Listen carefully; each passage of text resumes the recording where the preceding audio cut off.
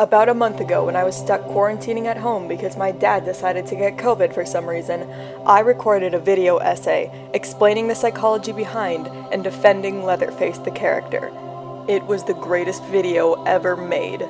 Unfortunately, then I had a nervous breakdown and deleted the entire thing in a fit of rage. I figured I'd give the topic a break and come back to it in like a few months because I didn't think there was much demand for it. But then, like 2 people requested it, and that's all the motivation I needed, baby. Our world is a scary and confusing place. Every day politicians lie, our world is getting hotter as we're getting more isolated. Netflix canceled the Dark Crystal series, what the But one thing that you can always be certain of is that if you ask me to talk about Leatherface, I'm gonna tell you about Leatherface. So here we go. Take 2. I brought my whole jug of iced tea up here so I won't have to go down to the kitchen because my dad's home right now. And if he sees me, he will make fun of me for how I'm dressed. Even though, in reality, I should be the one making fun of him for getting COVID. So before I get into my argument, I am going to insert a little disclaimer here by my lawyer, Sona. The character of Bubba Sawyer and the events of the Texas Chainsaw Massacre movies are all fictional, and this video is meant for entertainment purposes only. I do not support serial killing in any way. I am actually firmly opposed to serial killings of all kind. The purpose of this video is not to glorify, romanticize, or excuse violence in any way. It is simply to speculate on the motivations of a very interesting character. Nothing said in this video can be held against me. Thank you, Julia. With that being said, I will now talk about how Leatherface is completely innocent and redeemable and lovable and beautiful, and he deserved so much better.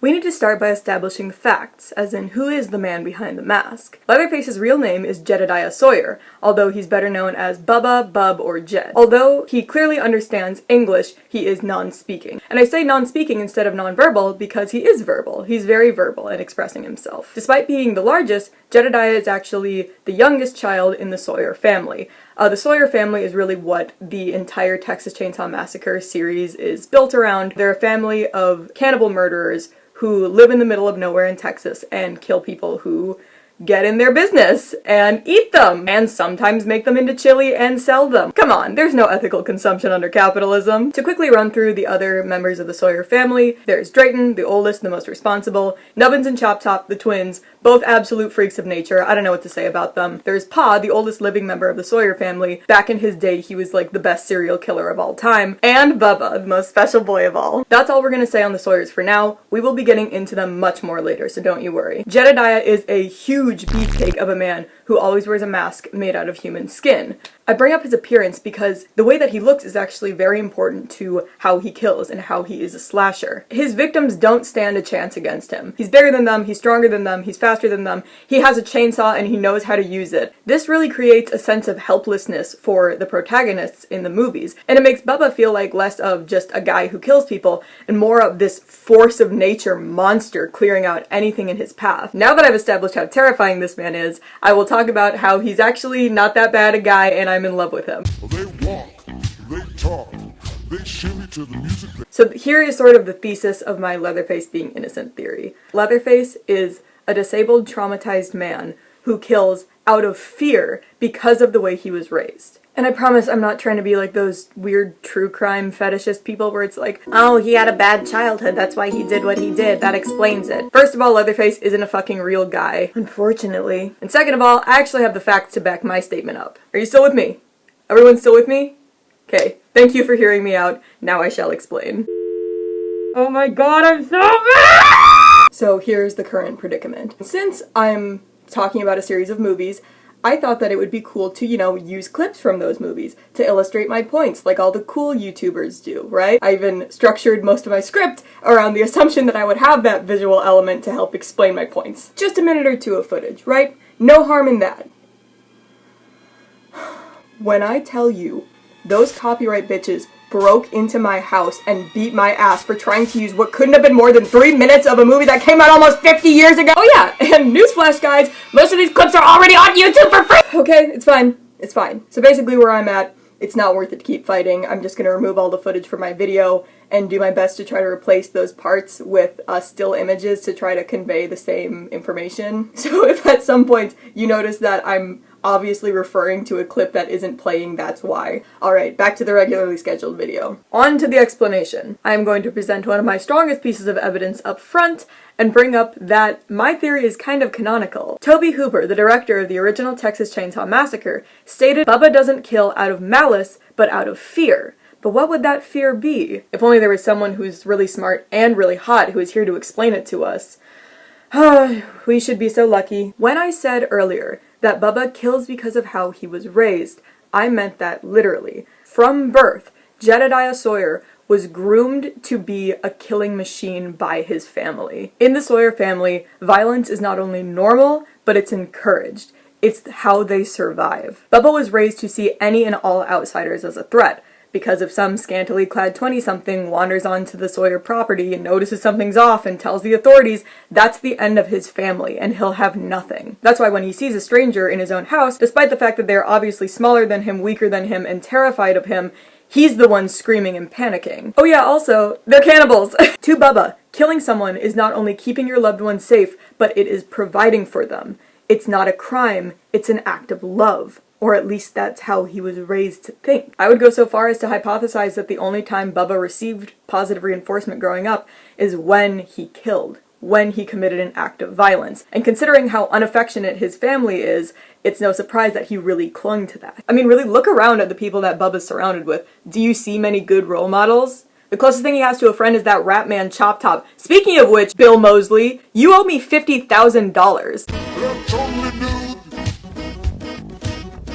Okay, now we're talking about the abuse. It's gonna get a lot less funny from here on. From a young age, Bubba was raised in a world of violence, not only to outsiders, but also to himself. Throughout all of the films, you can see Bubba getting abused by his family members. It's not subtle at all. And you can tell by his reaction, or lack of reaction, that he's just used to it. This is just what life is like for him. I don't think I've done enough to stress how important Bubba is for the Sawyer family. He is the golden goose. He's stronger and more dangerous than anyone else in the family. He gets more kills than anyone else in the family. Basically what I'm saying is that they can't afford to lose him. He doesn't kill because he wants to, he kills because he thinks he needs to. And to those of you skeptics saying, okay, well, if he is such a good guy, if he really doesn't like killing, why doesn't he leave? Need I remind you that it's like a recurring twist in these movies that one of the victims will be able to escape from Leatherface, and they'll go running, like looking for help, and they'll find someone, and like, oh my god, we're all saved. But then, oh no, it turns out that the person that they found was also one of the Sawyers! Oh, we're fucked! What makes the environment of Texas Chainsaw Massacre so scary is the fact that it's the middle of nowhere. When you're in the desert like that, you're completely at the mercy of your environment. If you run out of water, you're fucked. And that's what makes the few spots where you can interact with people, like gas stations or a random house along the side of the road, so precious. Those people are all you have. And that's what makes the Sawyer so scary, is they have a monopoly on the whole area. They have real estate. When you're in the middle of nowhere like that, you are completely dependent on a stranger at a rest station to actually not be a cannibal. Sorry, I got really excited there. With all that desert shit established, imagine that you are a young man living in the middle of nowhere in a desert with an abusive family, and they hit you, and they call you names, and they make you do things that you don't want to do. And one day you just up and say, you know what, that's it. I'm running away. Where would you go? Where could you go? If you did try to run away, the desert is vast and dangerous, and like I said, the only people you're going to encounter for many miles is going to be the people at rest stops, or food trucks, or stuff like that. And guess who those people are? The other Sawyers. From Bubba's perspective, being hurt by your family members is normal because they all do it, all outsiders are dangerous, and there's no point in running away because you're just going to be caught by other family members. Even if you don't, you're in the desert. Where are you going to go from there? Do you know how far away the nearest town is? Do you have enough water to walk there? Like I said before, the Sawyers are a family of violence. Bubba isn't just living in an abusive household, he's living in an abusive world. He's trapped in the most literal sense. I'm titling this next section of the video, What is there to love about this guy? Because it's a joke because there's so much to love about it. Usually when I'm talking about Leatherface or Texas Chainsaw Massacre, I'm talking about it with my friends or like people who already know me. And so when I'm talking about like why I find him sympathetic and why I love him, whatever, when I get to the part about talking why he's attractive, I'm just kind of like, I mean, do I even have to explain it? And then my friends are like, yeah, you do need to explain this, Julia. This is fucking weird. Also, can we please not talk about this at my uncle's wake? It seems like a joke to people when you talk about Leatherface's likable personality, because they often just see him as the guy with the face of leather and a chainsaw. But if you are an expert of these movies like I am, you know that Bubba has such a distinct personality. You just have to kind of watch for it. Just by watching his eyes, you can see when he's frustrated or scared or happy or embarrassed. But we get the most of his personality through his body language. Probably my favorite body language moment of Bubba is in the first movie, when he first opens the door and sees Pam in his house. He is a serial killer chasing after a small, helpless woman, but he doesn't act like that. He doesn't move like an intimidating villain. He's flailing his arms and screaming and running and fumbling with her. It's like he's panicking too.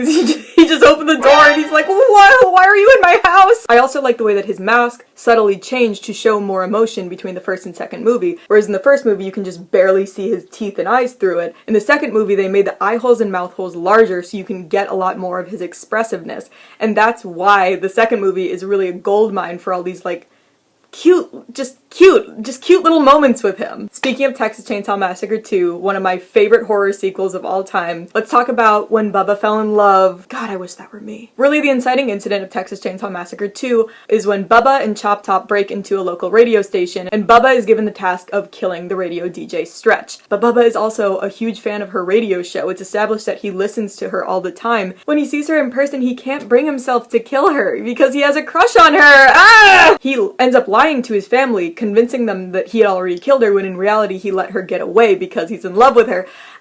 This is some of my favorite characterization I've ever seen in a horror movie. He's literally the scariest looking person ever, but he's acting like a shy little schoolboy in love. It's so good! Of course, things don't go according to plan, and Stretch ends up in danger later, and so he's trying to help Stretch hide in an attempt to disguise her as one of the dead bodies in a pile. He puts one of the faces that he cut off for himself on her face. It's so tense and weird and gross, but it's also just so tender because he's trying to protect the one person he loves using the only thing he's ever known, which is violence. Oh! Let's go back to that quote from Hooper earlier about how Bubba doesn't kill out of malice but out of fear. What is it that he's afraid of? Everything. He's afraid that any intruder is a threat to him and his family. He's afraid if he doesn't kill enough people, he's gonna get beaten again. He's afraid of the entire outside world. He's afraid of his entire environment. He was raised being told that the world was nothing but one threat after another. He's afraid of showing himself, his emotions, his personality. He's so afraid of showing his true self that he wears masks made out of other people just so no one will be able to see his face. Just so it's one less thing that his family will fucking tear him down for. I don't know, I didn't organize my thoughts and feelings that well for this video, but I mean, the emotion is there, right? But to really answer the question about like why I love Leatherface so much, I feel like my personality also plays a role in that. I was kind of the weird kid growing up. I'm sure that's a shock for all of you. So it started from a young age, but it carried on into my adulthood. I just always have a soft spot for the weirdos. I just can't help but love the misfits and the outcasts and the weirdos. And for those of you who also tend to find a home in those weirdo characters, I just want you to know that you're not the only one out there. They're the only characters I ever care about. I ignore the protagonist in pretty much every movie and show that I watch because the little fucked up weirdos are just so much better. I just want to say thank you so much for listening. I hope this was entertaining. New Dapper history coming soon. I'm finishing up the research on it. It's gonna be a big weird one. Thank you for watching and I hope you have a good day. Bye! That's only new. That's only naked.